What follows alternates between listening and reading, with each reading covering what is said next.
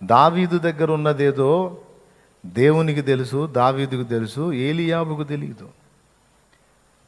ఒక్క ఏలీయాబు వాళ్ళే కాదండి, భక్తుల విషయంలో చాలా వరకు చాలామంది పొరపాటుగానే ఆలోచించారు. దేవుడు ఆశీర్వదించిన వ్యక్తుల్ని గుర్తుపట్టలేకపోయారు. సొంత వాళ్ళు సైతం చాలా చీప్గా లెక్కేశారు, చాలా చీప్గా. దావీదుని అంతే లెక్కేశారా? యుద్ధ రంగంలో పోయి గొలియాతును కూలగొట్టిన తర్వాత మా తమ్ముడే, మావాడే తెలుసా, అవునట్టుగా మీ వాడేనంటుగా, అబ్బాయి మా చిన్నాడు, వాడు గొర్రెలకు పోస్తుంటాడు. మరి ఏందో విచిత్రంగా ఉంది నిజంగా.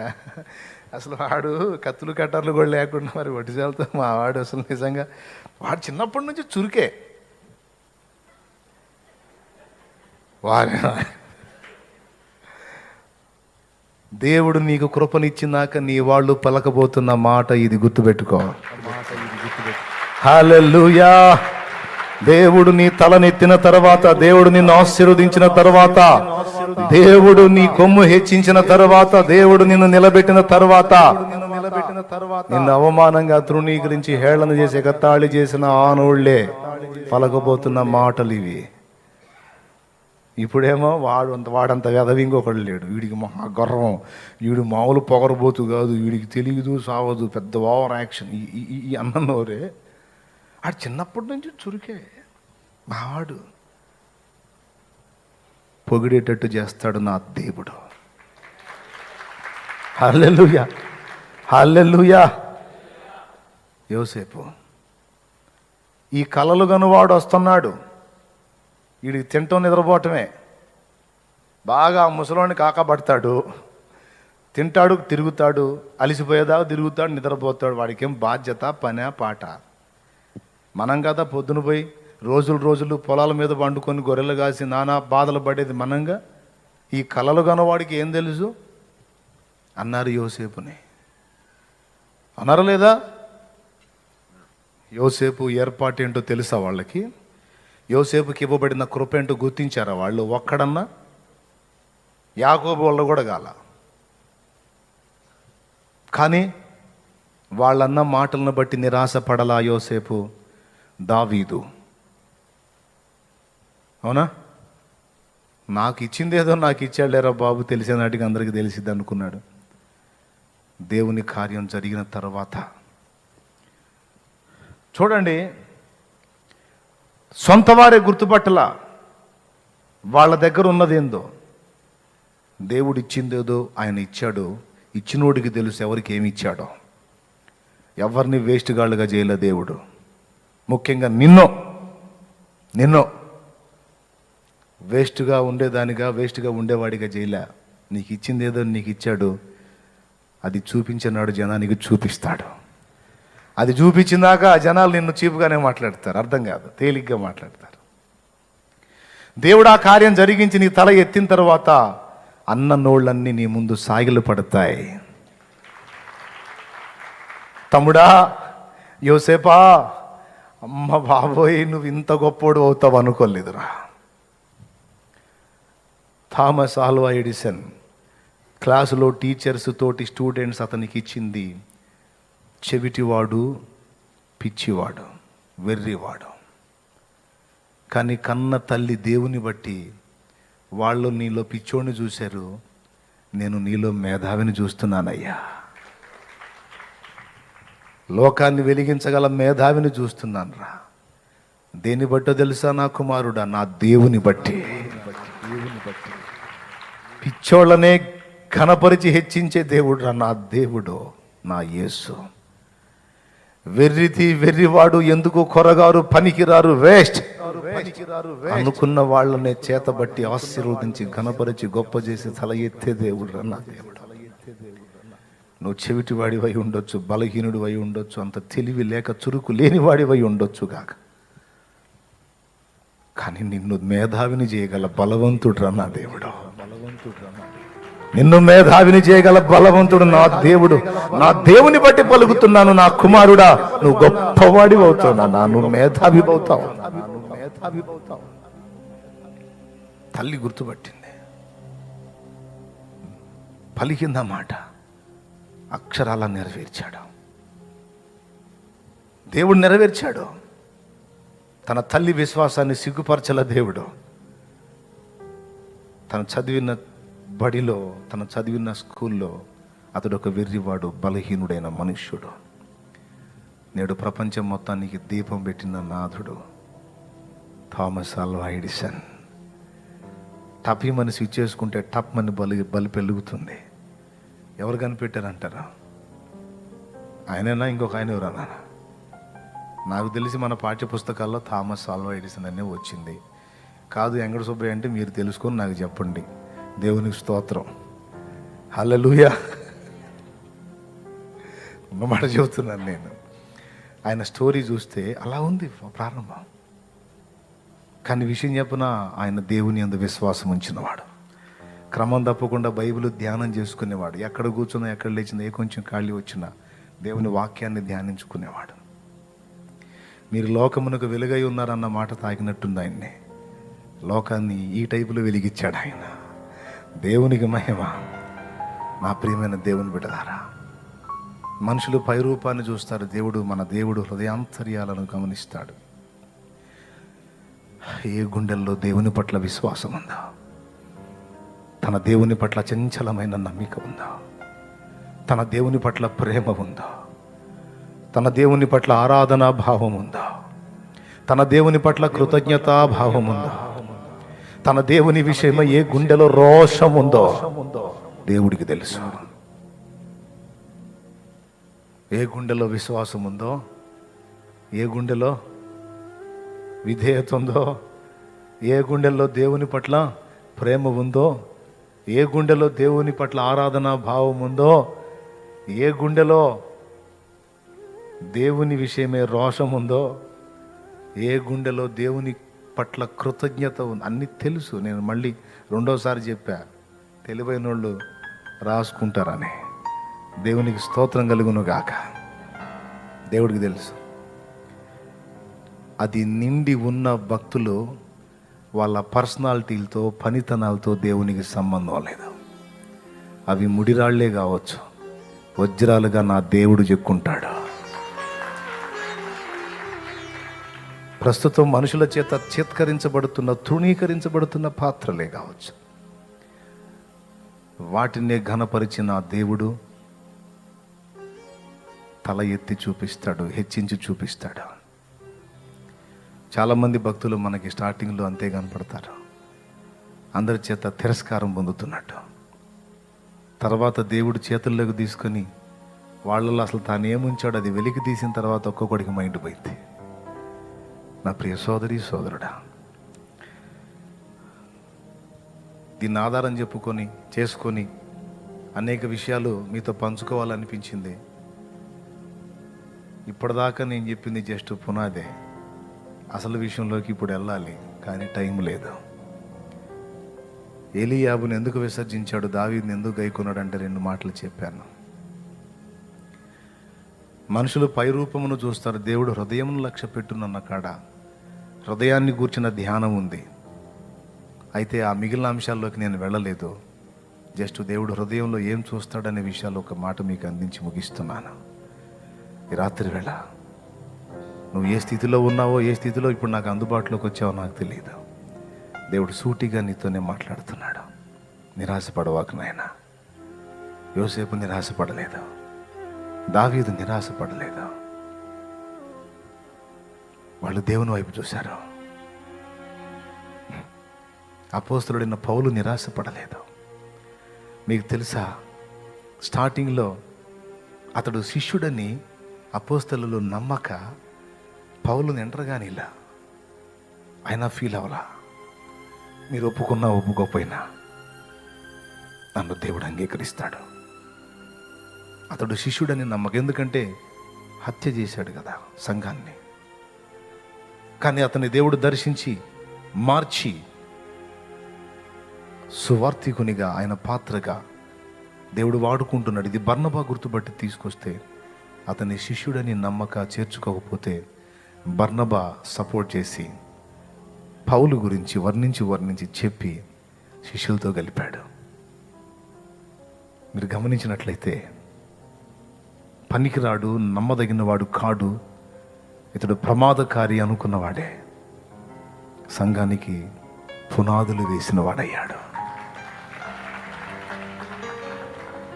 ప్రియులారా, మన దేవుడు నమ్మదగినవాడు. వీడు అసమర్థుడు, నిష్ప్రయోజకుడు, ఎట్లా బ్రతుకుతాడో వీడు అనుకున్న వాళ్ళని ఆశీర్వదించి అనేకుల్ని బతికించేటట్టు చేస్తాడు. వీడికి బతకటమే చేత కాదు, వీడికి బతకటమే చేత కాదు, ఈ అమ్మాయికి బతకటమే చేత కాదు. ఎట్ట బతుకుతుందో, ఎట్ట బతుకుతాడో అని ఒకవేళ నీ ఇంటి వాళ్ళు నిన్ను గురించి తొక్కుపడితే, దేవుని బట్టి చెప్తున్నా, నువ్వు బతకటం కాదు, అనేకుల్ని నువ్వు బతికించేటట్టు దేవుడు చేస్తాడు. హల్లెలూయా. దీన్ని ప్రతి విషయానికి అన్వయించుకో. దృష్టి మనుష్య దృష్టితో నువ్వు చూడొద్దు పరిస్థితుల్ని, దేవుని దృష్టితో చూడు. సాతాను ఎంత మోసగాడో తెలుసా? పరిస్థితుల్ని, మామూలుగా ఉన్న వాటిని వికృతంగా చూపిస్తాడు నీకు. వాడు పెద్ద మాయ ఎక్కడ చేస్తాడంటే నీ కళ్ళనే మోసం చేస్తాడు. వాడు సమస్యలు, చిన్న సమస్యల్ని గోరంతల్ని కొండంతలు చేసి చూపించి నీకు ఆనందం లేకుండా చేయటానికి ఎప్పుడు ఫైట్ చేస్తూ ఉంటాడు వాడు. నువ్వు ఎప్పుడు కూడా గుర్తుపెట్టుకో, వాడు నీకు చూపించేటువంటి ఆ భయంకరమైన పరిస్థితులు, అమ్మో ఇది ఇంత పెద్దది, అది అంత పెద్దది అని వాడు నీ ముందుకు తీసుకొచ్చి ఒక గోరంతని కొండంతగా చేసి చూపించేటువంటి విషయాలన్నిటినీ నువ్వు స్వీకరించొద్దు. మనుషుడిగా చూస్తే తేడాపడతావు. అలాంటి నీ ముందుకు వచ్చినప్పుడు ఇది నాకు అసంభవమే, కానీ నా దేవునికి సమస్తము సాధ్యమే. నా పరిస్థితులు బాగుపడటం అనేది నాకు అసంభవమే కావచ్చు, కానీ నా దేవునికి సాధ్యం. నేను ఎదుర్కొంటున్న ఈ శోధనలోంచి బయటపడటం నాకు అసంభవం కావచ్చు, కానీ నా దేవునికి సాధ్యం. ఆయన చూసుకుంటాడు, ఆయన చేస్తాడు. నేను నిరీక్షణతో ఆయనకి వెళ్ళి చూస్తా. ఆయన కార్యం కొరకు కనిపెడతా. విజయం నాదే. ఎందుకంటే యుద్ధము చేయమని నేను యెహోవాను అడిగాను, యుద్ధము యెహోవాదే అని విశ్వాసంతో అడుగు వేశాను. యుద్ధము యెహోవాది, జయము నాది. దేవునికి స్తోత్రం. చెప్పు మళ్ళీ చెప్పు. యుద్ధం ఎవరిది? జయం ఎవరిది? లే, మోకాళ్ళ మీదకి లే.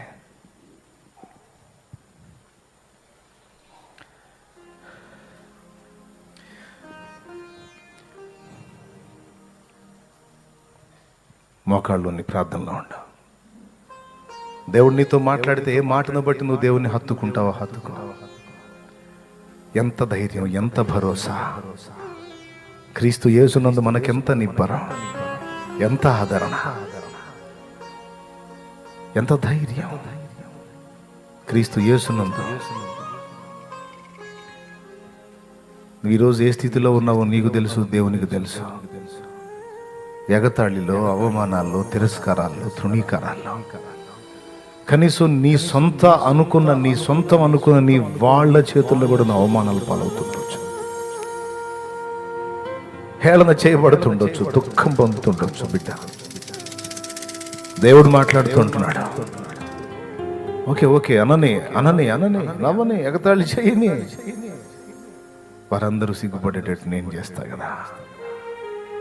ఏ నోళ్ళైతే నేను ఎగతాళి చేసిన ఆ నోళ్ళే మా వాడు గొప్ప, మా అమ్మాయి గొప్ప అని నిన్ను పొగిడి మాట్లాడి గణపరిచి మాట్లాడేటువంటి స్థితికి నేను చేస్తా కదా.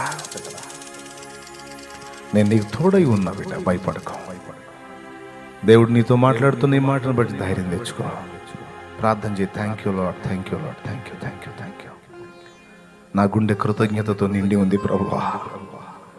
చాలయ్యా, ప్రాణం పోసావు నాకు, చాలు ప్రభువా. కొండంత ధైర్యం నూరిపోసావు, నీకు స్తోత్రం. అవునయ్యా, నా దేవుడు నువ్వు నాకున్నావు. నీ పట్ల నాకు ప్రేమ, ఆరాధన ఉందయ్యా. ఈ రోజు వరకు నేనున్నాను, ఇలా నిలిచున్నాను, ఇలా ఉన్నాను, కేవలం నిన్న ఆధారం చేసుకునే బతుకుతున్నా ప్రభువా.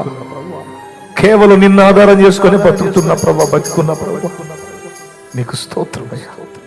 ఈరోజు కూడా నా ధైర్యం నువ్వే, నా బలం నీవే.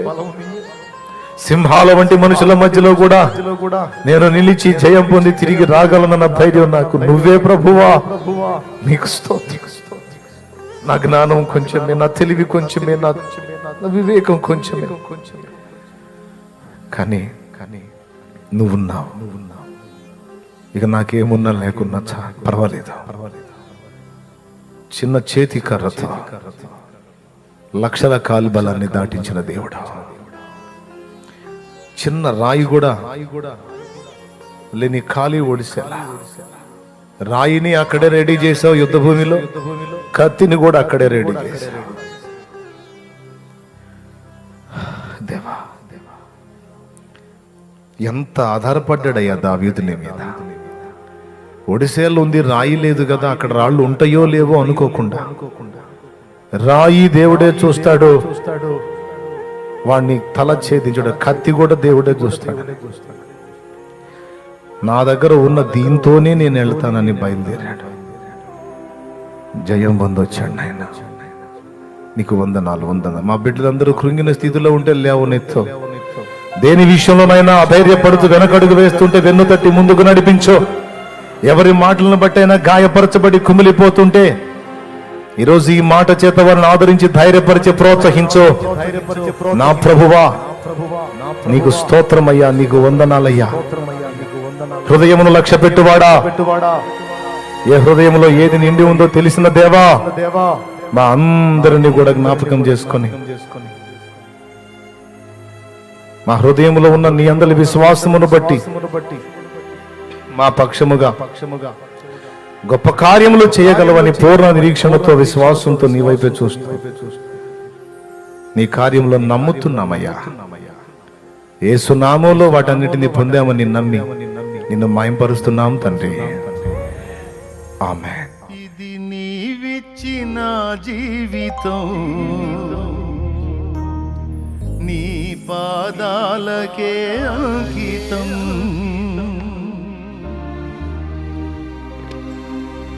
ఇది నీవిచ్చిన జీవితం, నీ పాదాలకే అంకితం.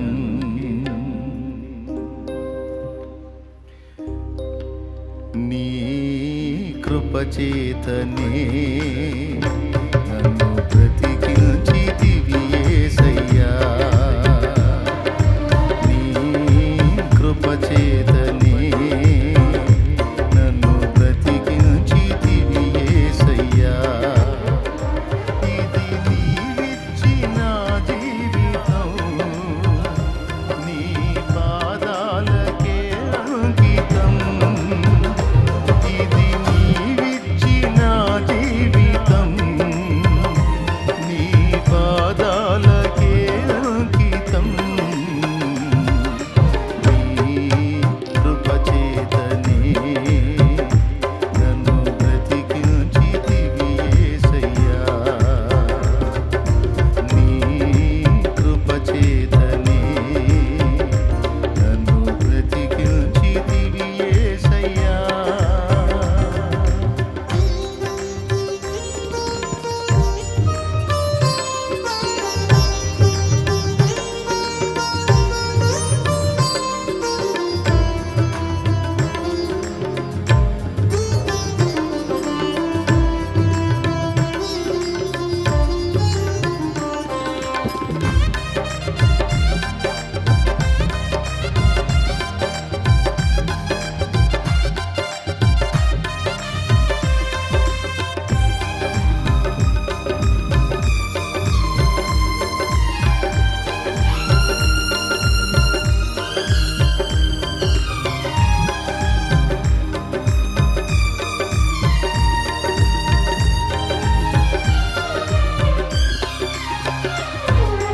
నా కన్న తల్లి కన్నా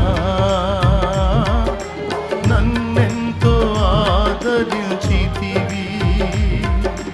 నా కన్న తండ్రి కన్నా భారము భరించితివి.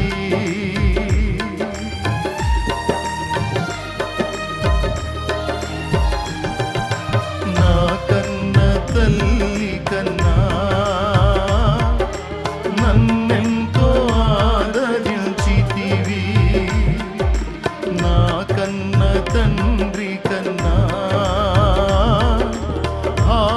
ప్రాణము భరించితివి సిలువలో వేలాడుచు నా చేయి విడువలేదు ప్రాణము విడిచే సమయములో ప్రేమతో క్షమించితివి సిలువలో వేలాడుచు నా చేయి విడువలేదు ప్రాణము విడిచే సమయములో ప్రేమతో క్షమించితివి ఎవరిలో చూడలేదు త్యాగముతో కూడిన ప్రేమను ఎవరిలో చూడలేదు త్యాగముతో కూడిన ప్రేమను ఇది నీవిచ్చిన జీవితం నీ పాదాలకే అంకితం ఇది నీవిచ్చిన జీవితం నీ పాదాలకే అంకితం నీ కృపచేతనే నన్ను బ్రతికించితివి యేసయ్యా నీ కృపచేతనే నన్ను బ్రతికించితివి యేసయ్యా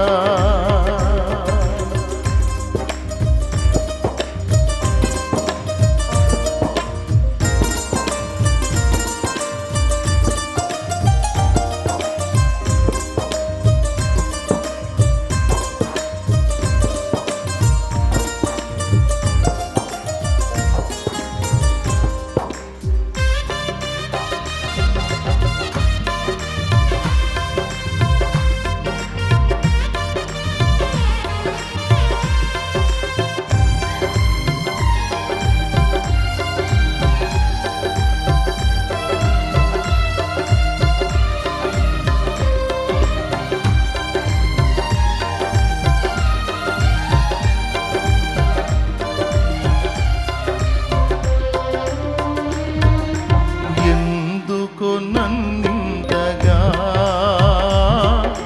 ప్రేమించితివి యేసయ్యా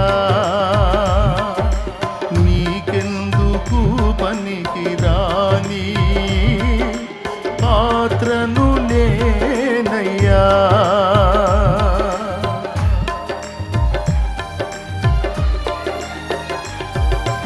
ఎందుకో నన్నింతగా ప్రేమించితివి యేసయ్యా నీకెందుకు పనికి రాని పాత్రను నేనయ్యా నన్ను విసిరేయగా సారెపై ఉంచితివి కన్నికర స్వరూపుడా ఆలోచనాకర్తవు నన్ను విసిరేయగా సారెపై ఉంచితివి కన్నికర స్వరూపుడా ఆలోచనాకర్తవు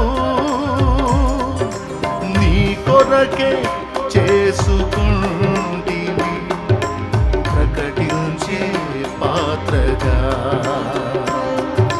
నీ కొరకే చేసుకుంటివి నిన్ను ప్రకటించే పాత్రగా ఇది నీవిచ్చిన జీవితం నీ పాదాలకే అంకితం ఇది నీవిచ్చిన జీవితం నీ పాదాలకే అంకితం నీ కృపచేతనే నన్ను బ్రతికించితివి యేసయ్యా నీ కృపచేతనే నన్ను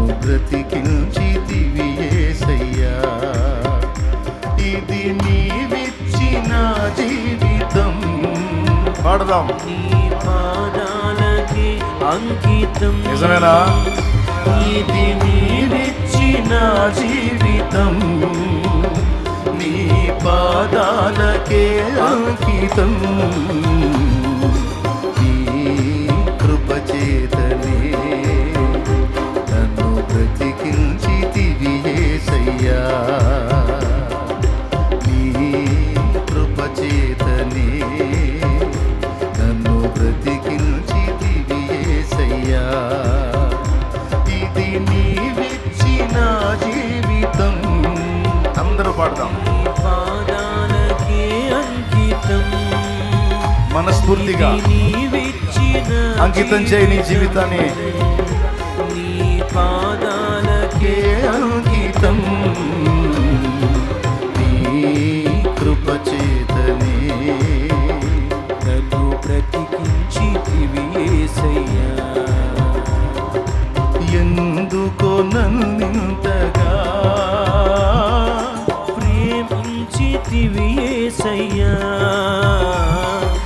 నీకెందుకు పనికి రాని పాత్రను నేనయ్యా. ఎందుకో నన్నింతగా ప్రేమించితివి యేసయ్యా. నీకెందుకు పనికి రాని పాత్రను నేనయ్యా. నన్ను విసిరేయక సారెపై ఉంచితివి. కనికర స్వరూపుడా, ఆలోచన కర్తవు. విసిరేయక సారెపై ఉంచితివి. కనికర స్వరూపుడా, ఆలోచన కర్తవు. నీ కొరకే చేసుకుంటివి నిన్ను ప్రకటించే పాత్రగా. నీ కొరకే చేసుకుంటివి నిన్ను ప్రకటించే పాత్రగా. ఇది నీవిచ్చిన జీవితం, నీ పాదాలకే అంకితం. ఇది నీవిచ్చిన జీవితం, నీ పాదాలకే అంకితం. నీ కృప చేతనే నన్ను బ్రతికించితివి యేసయ్యా. నీ కృప చేతనే నన్ను బ్రతికించితివి యేసయ్యా. అందరం కలిసి ఇది నీవిచ్చిన జీవితం, నీ పాదాలకి అంకితం. ఇది నీవిచ్చిన జీవితం, నీ పాదాలకి అంకితం. నీ కృప చేతనే నన్ను బ్రతికించితివి యేసయ్యా. నీ కృప చేతనే నన్ను బ్రతికించితివి యేసయ్యా. Praise the Lord. హల్లెలూయా.